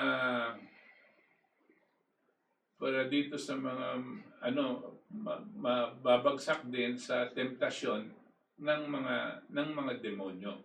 At nakagawa na sila ng kanilang mga parang kulto. Yung sinasabi na sa atin ni Itos na may mga koneksyon dito sa pedophiles, drugs, lahat-lahat na po. Siyempre, pag pedophile ka, nandiyan ka na din sa droga, di ba? Tsaka yung human trafficking, so meron pong ngayong involvement itong mga ito. Lahat ng kasamaan. Ngayon, itong mga ito ay kasama sa isang grupong tinatawag natin deep state. Network na yan. Itong deep state na to, kasama, ay sila ang gumagalaw. Yan, kasama dyan sila George Soros, sila Rothschild, sila Rockefeller, no? Yung mga elite Sila po. Henry Kissinger. Yan ang oligarko ng mundo. Ayan. Yung mga yan, ay ang mga gumagawa ng paraan. At kasama po nila dito, ang mga malalaking korporasyon sa Wall Street, mga bangko, yung mga may-ari ng mga malalaking bangko, kasama nila dyan. Silang lahat ay gumagawa ng paraan para ibagsak si Trump. Kung hindi nila mabagsak, papatayin nila, no? Dahil ang gusto nila itulak sa aking pong palagay ng madalian itong gerang malawakang gera. No? Yeah. So si Trump nga, again, kaya nga yung nag-umpisa po tayo sa election, what he represents is opposite of what they stand for. Yes. Lahat. Yeah. So what Trump represents, yung kanyang policy niya about America, kaya yung kanyang saying, may hat siya na red na MAGA, Make America Great Again. Alright? Because alam ng mga workers, yung mga factory workers po nila, yung mga farmers po nila, yung mga chemists, mga ganyan, nawalan sila ng trabaho. Because lahat ng trabaho, lumipat na ng ibang bansa. Yan po nangyayari. Para tayong yung OFWs natin po, hindi natin mabigyan ng trabaho, they go to another country. Ngayon, bumabalik sila, wala pa rin tayong trabaho. Kasi wala tayong ginagawa to absorb all of them. Yan po sinasabi ng Katipunan na dati pa. Diba? Ilang taon na siguro yan, 20 years na po sinasabi ni Butch yan. So, the point is, itong mga Q, hindi po natin sinasabi na you take one, kunyari, punta kayo sa isang channel, Q, i-search nyo po sa YouTube. Bubuksan nyo po yung YouTube, Q Anon. Lagay nyo. Q Anon, A-N-O-N. Yes, Q Anonymous, or We Are Q, whatever. Ang dami pong channel na yan. So, umpisahan nyo po, read it, listen to it. Iba kasi, marami sa kanila parang tayo, independent broadcasters. I will hindi ko mahanap yung video kanina, pero may isang video na si General Flynn nga, yung ating yung kaibigan ni Trump, military intelligence, na hindi nila exonerated na po siya. Lahat ng sinasabi nilang kasalanan ni Flynn exonerated na po because he didn't have a crime. He came out in a speech and said, lahat ng mga supporters ni Trump, lahat ng supporters ni Q, you are the digital soldiers. You will carry, and the biggest drop, military intelligence or intelligence information was given to the world. Kayo na mag-research. Pero yung sinasabi nilang sikreto ng mga oligarko, sikreto ng mga elite, yung mga sikreto nila na siguro 100 years, ilalabas nila Q. Tapos tayo na, because of the internet, because of kahit hindi labas sa mainstream media po, CNN, ABS-CBN, or whatever, hindi nila ilalabas yan, tayo pwede natin i-research. So that is what Q stands for, and that is what Q wanted, na para siyang Prometheus nga. Yung si Prometheus po, siya po yung mythical god na tao ng si Zeus, no? Pero pinarusahan siya ni Zeus, yung Greek mythical gods, si Prometheus, kasi minarapat niyang turuan ang mga mortals, yung mga human beings, minarapat niyang turuan na tungkol sa paggamit ng apoy, the beneficial use of fire. Ang meaning nito, tinuruan niya ng teknolohiya ang mga tao para makaunlad din sila. Nagalit sa kanya si Zeus. Dahil gusto nila ang mga tao parang mga hayop lang na kontrolado nila. Siya yung hari eh. Ito, si Prometheus, isa sa mga Diyos-Diyosan, di ba? Tapos, bumaba siya dahil naawa siya. At dahil naawa siya, tinuruan niya, pinarusahan siya na kakainin ng mga buitre. Tinali po siya Nakatali sa bato. Oo, sa tabi ng mountain. Alam mo, ang gumamit nitong storyang ito sa kanyang mga pahayag ay walang iba kundi si Jose Rizal. No? Meron siyang sculpture na maliit, no? Si Prometheus. Kasi yung pong storya ng Prometheus ay storya po ng lahat. Pag gusto mo magpahayag ng katotohanan, no? Ay itong mga malalaking tao, paparusahan ka. No? Yung po ang nangyari. So, bago po tayo gusto ko lang idagdag itos. Ba't ba natin inumpisahan itong Q dito sa ating programa? Alam niyo po, itong mga deep state, itong mga taong binanggit namin, at mas marami pa silang mga alipores, kasama sila Bill Gates, lahat yan. Isa sa mga kanilang itinutulak at programa ay tinatawag nating depopulation. Pagbabawas ng populasyon ng mundo. Ang pagbabawas po ng populasyon ng mundo ay hindi na basta-basta makakamit sa maaabot sa birth control, na itong birth control. At kung minsan, mas mismong yung gera, hindi sapat pa rin ang napapatay. No? So gagawa sila ng gera, gagawa sila ng birth control, no? Kulang pa rin ang pagpatay sa mga mamamayan. Yung pangatlong medyo epektibo at kung gagawin mong malawakan, no, ay itong mga pandemya. No?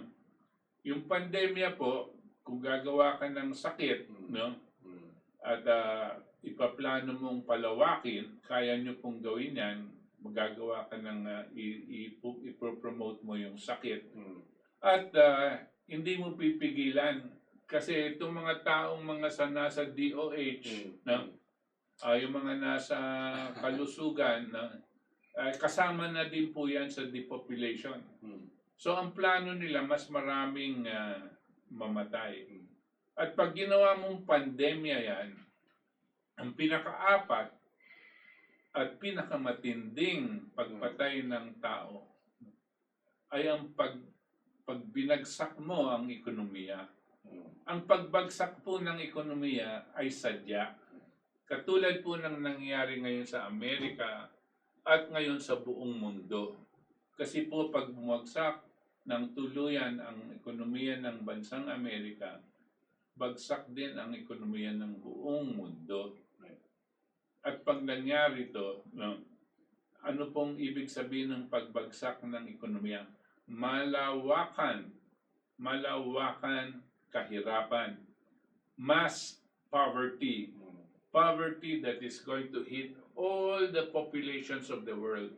The 7 billion people around the world will be hit by poverty.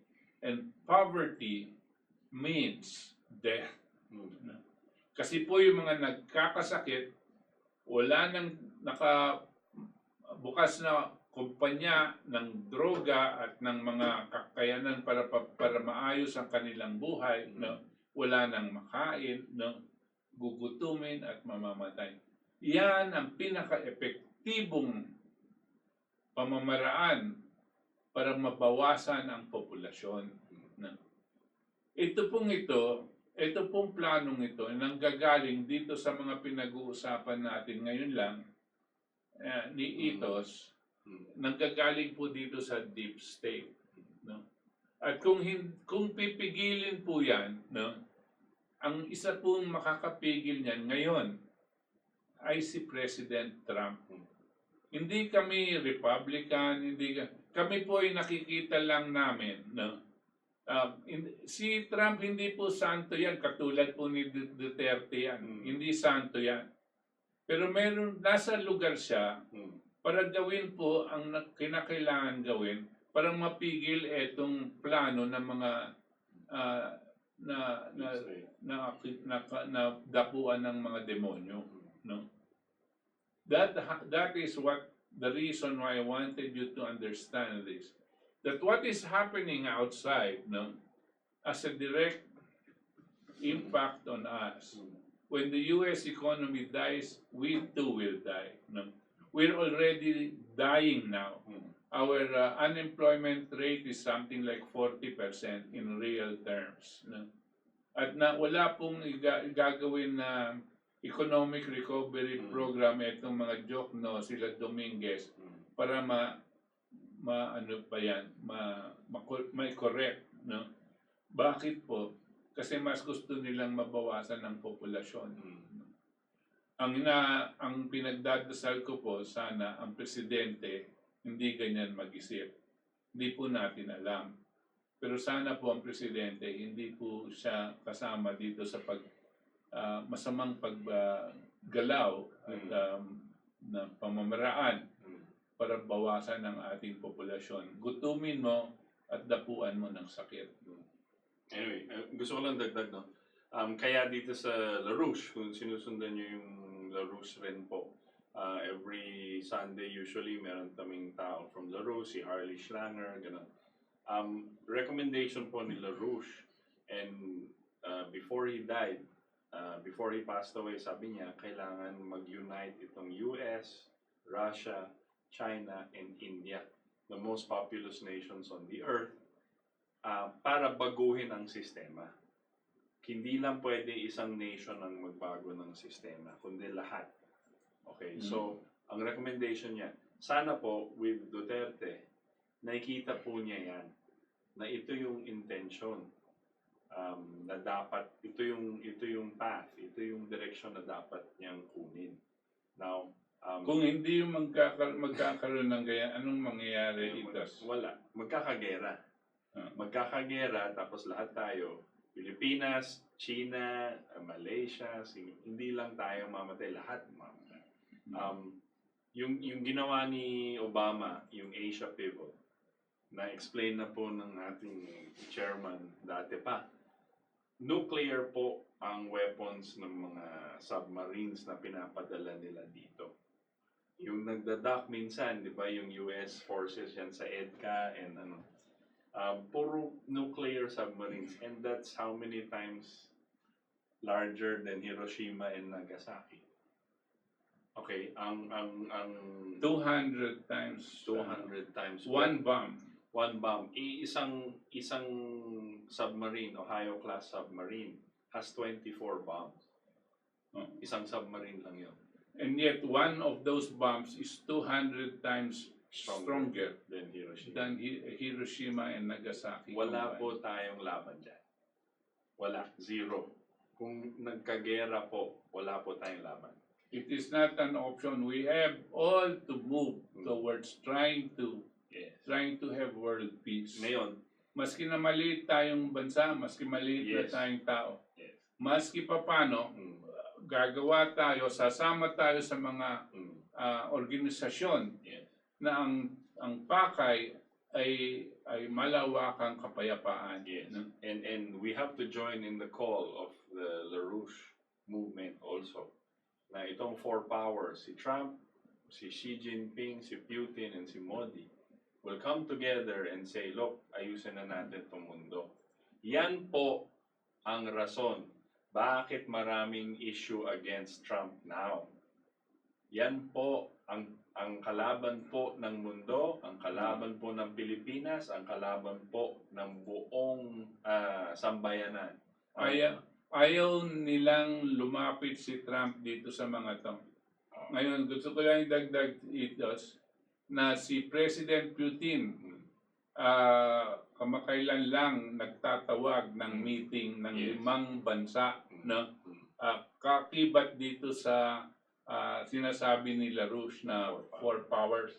Kasi andyan na po yung intensyon kung hindi sila mag-meeting, emergency meeting nitong 5 bansang ito, ay delikado po ang aabutin ng buong mundo. Yes. So that's what the call is for, and that's what yung CQ po is giving the empowering po yung mga tao sa mundo to see the real issues, what's happening behind the scenes, and seeing that itong si Trump, ito isa pa I wanted to say, no, bago nag-COVID po, since election year po ng US ngayon, si Trump nag-organize na siya ng rally for his re-election.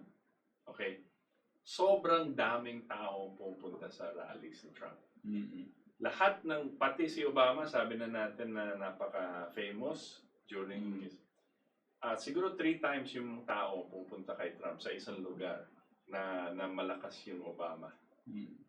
Sobrang lakas si Trump. And sobrang dami yung rally po na pupunta. Eh ngayon, tinamaan tayo ng COVID. Bawal na lumabas. Nag-start ulit siya ng rally, ng campaign in Tulsa, Oklahoma last week, I think. And marami pa rin tao pupunta, pero gumawa na sila ng rules na para pahirapan yung may mga thousands of people outside na hindi makapasok sa lugar. Kasi may ginawa silang mga patakaran. Pinipigilan nila yung rally ni Trump. Yes. Na yung mga tao hindi pupunta. Sasabihin na bawal pumunta, ganito, kaya nakamask kayo lahat, na ganyan. Bawal overnight. Pero yung kalaban sa Democrats, hindi kailangan lumabas. Bakit po? Lahat ng mainstream media kinakampanya na siya. Yes. At lahat ng mainstream media kinakalaban naman si Trump. Yes. No? That's why we will see how the people are going to respond to this. Yes. So many things are happening po. But I'm just saying, yung sinasabi po ni Q also is that Trump was gaining and gaining popularity. Parang sinasabi nga nila magla-landslide ditong victory for his re-election. So kailangan may gawin sila. In the meantime also, malawakang investigasyon ang ginagawa nila sa lahat ng mga companies, ng mga politicians diyan sa US. Democrats, Hillary, Obama, lahat na malawakan yung investigation. And all over the world kasi may mga connect yan eh. Okay. So takot na takot sila. So yan ang sinasabi ni Q na parang pinipigilan na si Trump. So we have 20 minutes. Okay. Let's read some of the messages sent to us. No? Angela Valdes Gonzalez, what has Q posted that has actually happened already? Yeah, I think we answered that kanina. Sige, answer mo. Many things, no? About Hillary, about Obama, about the many CEOs resigning, about yung si Fauci being wrong, about hydrochloroquine being hit, about the Black Lives Matter, na if you donate to Black Lives Matter, it goes to the Democratic Party straight. Ganon yung yan lalabas ni Q because naghanap sila ng bank accounts saan napupunta. So many things, pero kailangan po, I encourage lahat ng pupunta sa Q ngayon, mag-research po kayo. Research and do not take our word for it. We encourage the research and discussion at talagang masuring research kailangan gawin. So Alfredo Redina, mainstream media binabanatan ng QAnon, hoax daw. Yes, ganyan po ang nakikita natin. At maganda yung nanggagaling yan sa mainstream media. Yeah. Dahil alam niyo na kung sinong sinungaling, di ba? Mainstream media. Correct. At kanya, pag sinabi nilang kasinungalingan yung QAnon, kabaligtaran siguro ang nangyari. Tignan natin just as an example. Ang reporting ng Fox, CNN, tsaka lahat ng Bloomberg, mga MSNBC, about sa rally ni Trump, yung nila is flop yung rally. Walang pumunta. Tapos yung mga picture na pinapakita nila, NBC. Pero kung nag-research po tayo online, makikita mo, puno pa rin. Siguro 75%, 70% puno. Yung stadium. Yung stadium, sa labas mas marami pa, pinipigilan nilang pumunta. So yan ang style ng mainstream media. Kung bobo ka, Yun lang ang papakinggan mo, yung mainstream media po. Ako po, ilang taon akong executive producer, journalist, reporter po. Sa ABS-CBN ako dati. I know how news is produced. Yung kung yan lang ang papakinggan mo, isang source, lalo na ngayon sa dami-dami ng sources. Kung gusto nila ipakita isang bagay, and yun lang pinapanood mo buong araw, bobo ka talaga. Kasi yun lang ang papakita mo. So lahat ng sinasabi nilang sabihin mo sa news, yan ang sasabihin mo sa mga kaibigan mo. Nagiging yun yung katotohanan mo sa buhay. But because of this, because of internet, because there's so many other sources you can check, makikita nyo po yung pinapalabas sa mainstream media. Mali. Totally opposite. Ito, Freddy Oredina, Q, JJK Jr., JFK. Yung anak po ni John Fitzgerald Jr. No? Yes. Yung JFK. namatay siya. JFK si JFK. JFK Jr. daw. Okay. Is si Q. Yan po sinasabi ng ibang mga, again, kinukuha nila yung mga clues na binibigay ni Q, tas nag-i-interpret sila. Hindi ko po alam na kung, kasi that means buhay pa si JFK Jr. Pero sinabi na rin ni Q ng Q post, may nagtanong, buhay pa ba si JFK Jr.? Sinabi niya na doon, hindi. So I think that can be put to rest. Pero may maraming mga interpretations pa rin. So, At kung namatay daw siya, ang nagpapatay, sila Clinton. No? Ganyan po dahil hindi po nahanap yung kanyang katawan. actually, yung kaaway ni JFK Jr. before he died is Joe Biden. Joe Biden. So, hindi ko alam. But, you know, that's too circumstantial. Very close. Oliver Reyna, President Trump said no Chinese airlines can enter the USA. Yan po. Nandito po sila sa pagpipigil kasi pag China baka daw nagdadala ng mga ng mga sakit. Yes. And also, hindi namin, ang sinasabi nga na hindi naman si Trump, kunyari ito, recently lumalabas galit si Trump sa China. Ayaw natin yon. In the LaRouche Society, KDP, ang gusto nga natin, kasi minsan yung mga advisor nila, tinatawag na natin na war hawks or gusto may gera. Hindi mo kasi alam kung sino talagang kakampi mo sa, parang si Duterte, lahat ng advisor niya, lahat ng cabinet members niya, they're all against him. So parang si Trump, he has to see kung sino yung talaga. So mali yung ginagawa ni Trump, maski na sabihin na natin pag minsan nag-a-announce siya, yung China masama, China is bad, China is... Hindi naman yun yung tama. Kasi yung China may deep state din sa kanila. Parang tayo may deep state. Russia may deep state. They are trying to undermine this relationship of China, Russia, India, and the US. So, sa lahat po ng bansa, mayroon mga demonyo. Wala pong nalilibre sa demonyo. From Japan, Trump is supported by all Christians. Alam niyo po, si Trump, siya yung nagbigay ng utos na kinakailangan ibalik ang mga crosses, sa mga classrooms, yes. At ayaw niya yung tinatanggal itong mga signs ng Christianity, no? Kasi po Kristiyano siya at sabi niya ang bansang Amerika na itatag yan based on Christian values, no? All men are created equal by under God, no? It says there in their declaration, independent. Esteban Pagtakahan. Pero ang tanong, sir, if si Hillary Clinton ang naging presidente, posible ba magkaroon ng pandemic? Because, for my understanding, one of the reason why nagkaroon ng pandemic is because para mapabagsak si Trump. Tama po kayo. Yes. No? Could be. Tama po kayo. Pero, kung si Hillary po ang na-elect, hindi na kailangan ng pandemic para pumatay ng tao kasi gera na tayo po. Yun. Yun ang gusto nila, Hillary. So, same thing. Same resulta po. RJ, kumusta ka? RJ, kung magtagumpay ang mga puwersa ng destabilisasyon kontra kay Trump sa darating na halalan, kunwari natalo siya, Ano ang direktang epekto nito sa pandaigdigang kapayapaan ng mundo? Yun na nga. Ang problema po pag nangyari yan, kung may man mangyari, by the way, whether manalo siya o hindi, no?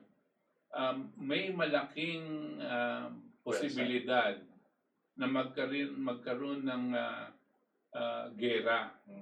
Whether manalo siya o hindi. Yan pong unang statement natin. Ngayon, kung natalo siya, at ang naipon nila dyan ay kampi sa mga, ang nanalo, that's it, si Biden.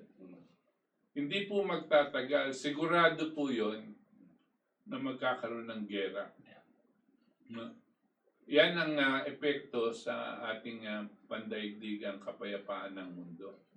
Tandaan nyo po dito sa Pilipinas, gusto ko lang balikan, ang China po ay malapit sa Pilipinas at dito po ang mga barko sa Pilipinas, nandito po yung mga barko ng Amerikano, tsaka nandito sa West Philippine Sea.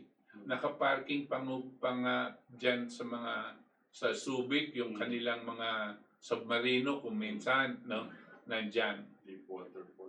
Okay. Ngayon, ang North Korea po, tandaan niyo po yung North Korea, buhay pa yan, ay nandito, no, sa northern part of the Philippines, papuntang malapit sa Japan. Ngayon, yan pong North Korea ay kalaban din ng mga Amerikano. No? Pag ang gera, pwede ding mag-umpisa dito sa North Korea. No? Yung pong North Korea, meron din po silang ilan-ilang na nuclear bombs capability. Kayang-kaya po nilang abutin ng Pilipinas. Diyan, it's only medium distance. Their bombs and their rockets can also reach the Philippines. If the United States does a preemptive strike, kasi po ang doktrina ng Amerikano ay first strike doctrine.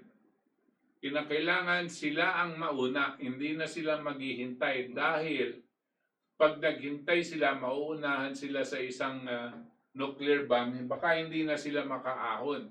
Kanya ang kanilang doktrina ngayon, no, uunahan na nila.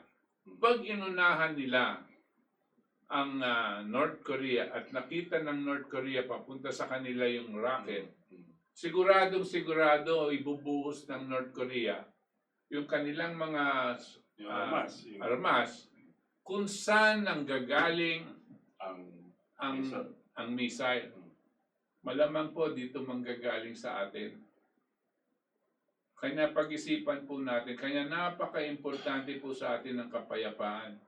Yung mga hunghang na nagtutulak na kumampi sa Amerikano laban sa Inchik, hindi nila alam kung ano yung sinasabi nila at wala silang pakialam sa kapakanan ng mga mamamayang Pilipino. We do not want war because we become now the battleground.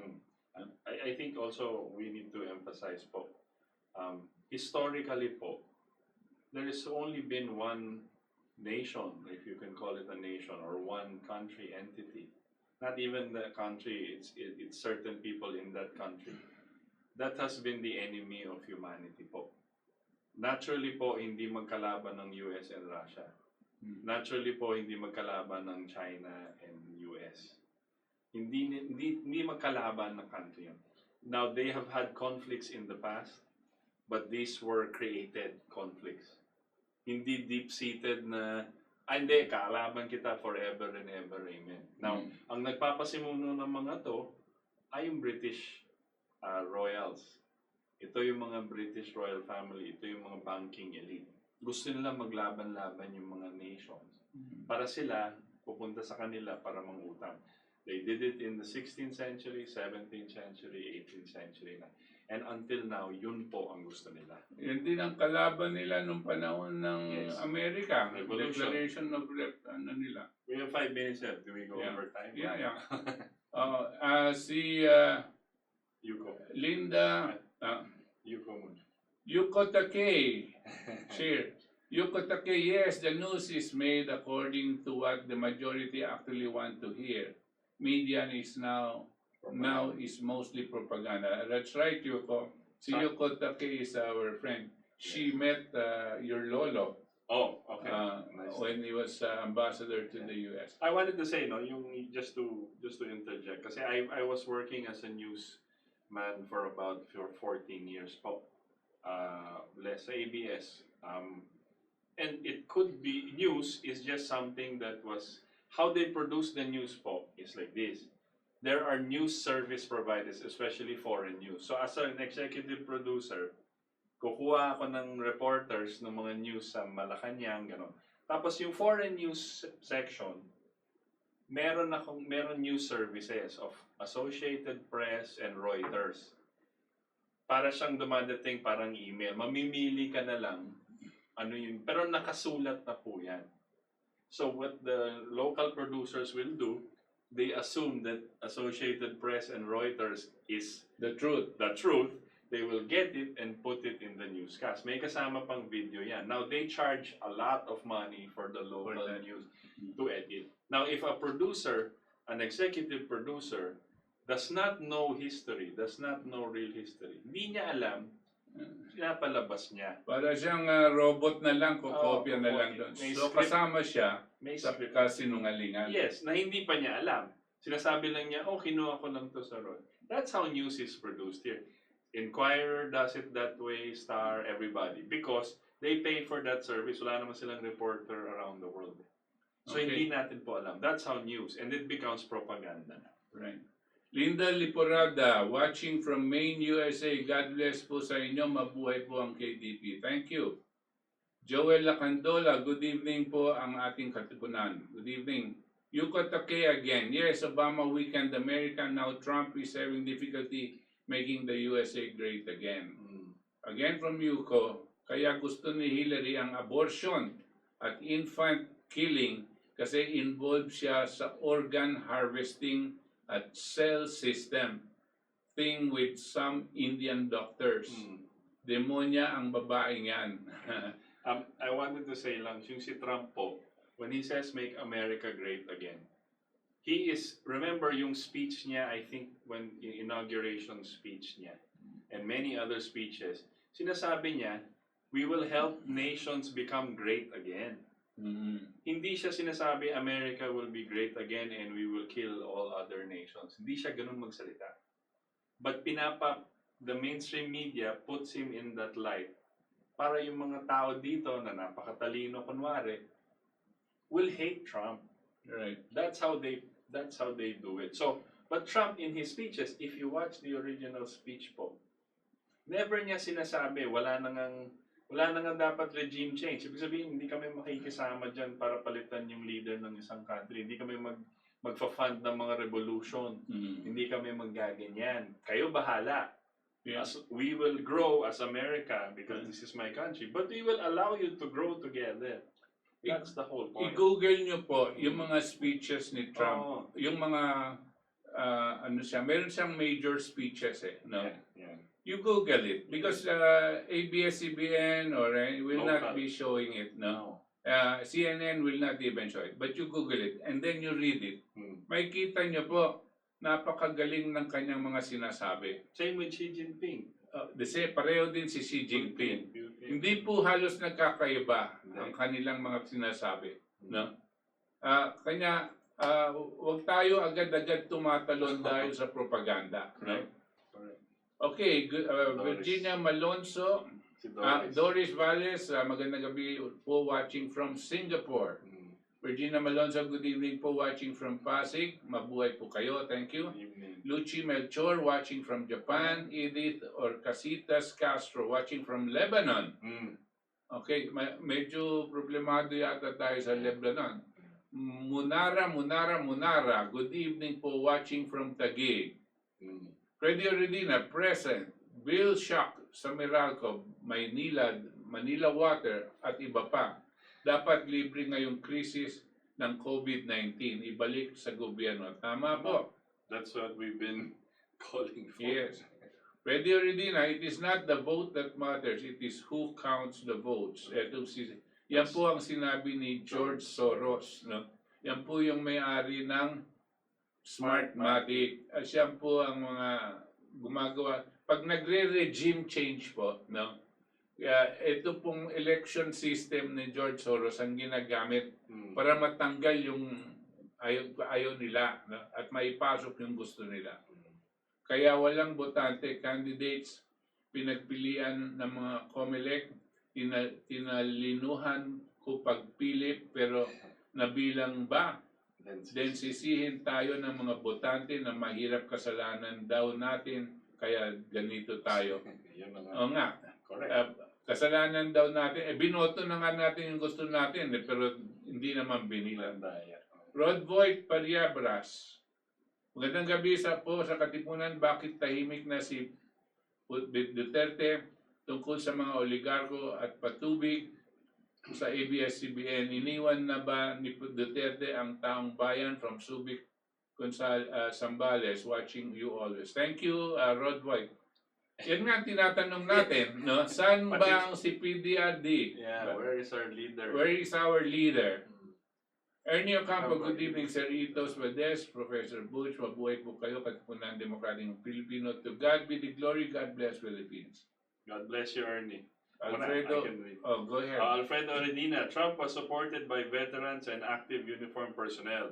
Roger Stone, Alex Jones, Steve Bannon, Angry Patriots, American Freedom Fighters. China is bait for deep state. Could be. That's right.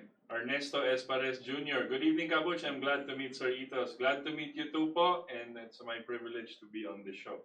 Scheherazade. Alonto, wala akong alam dyan, litong-lito. Wala malinaw na dahilan saan kinuha ang mga allegations kay CJ Corona. Correct. Crafted lang pala ang lahat. Nieta talaga mga hepa. Alfredo Redina, Alternative Media 2016 Trump is winning, not MSM control. Mainstream. Correct. Scheherazade. Scheherazade Alonto. Kaya po binoto ni Gabi Rapez si Hillary, may connection. Kung Lopez. Kung nagka World War III, may balak din si Lopez. Kasi rapist. Yeah. Gabi rapist. Yeah. Kasi na-charge po siya ng rape. Yes. Meron po silang rinape na babae. Kawawa naman. May grupo. May polio pa. Yeah. Grupo sila. Grupo sila. 5 yata silang mga bata. No? Yan si Gabi Lopez. Yeah. Phil Gonzalez. Trump keeps bailing out big companies as well. All keeps firing the staff of attorney generals. He won through electoral carnage by help of Russia. Nope. That's all we can say to that, Phil. Yeah. Nope. Romel Tuazon, tama kayo, Sir Butch. Kaya naupo sa pwesto si Pangulong Duterte dahil gusto ng taong pagbabago. Yun na nga yun eh. That's it. Pagbabago dapat eh. Dapat pagbabago, Mr. President. No? At hingin mo at dinggin mo ang karaingan ng taong bayan. And his oath. Right. His oath of office dapat. So, ang ganyan na po tayo, hanggang dito na lang po tayo at lumpas na po tayo sa time at nagpapasalamat ako kay Itos na sinamahan ako ngayon. Titingnan ko po ang sa darating na panahon kung pwede kaming magkaroon ng programa kaming dalawa. Pero medyo hindi pa ako masyadong interesado doon dahil nakikita nyo naman mas maganda siyang lalaki sa akin. Ayokong mataob. Okay. So, salamat sa iyo, Roxanne, at nabigyan mo kami ng tulong ngayong gabing ito. Si Roxanne Suba Cruz. No? Magandang gabi po sa inyo. Ito po ang inyong katipon na si Butch Valdes.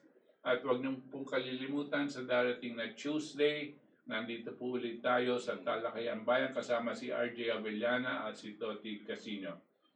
Sa ulit, dito po sa ating Katipunan, magandang gabi po sa inyong lahat.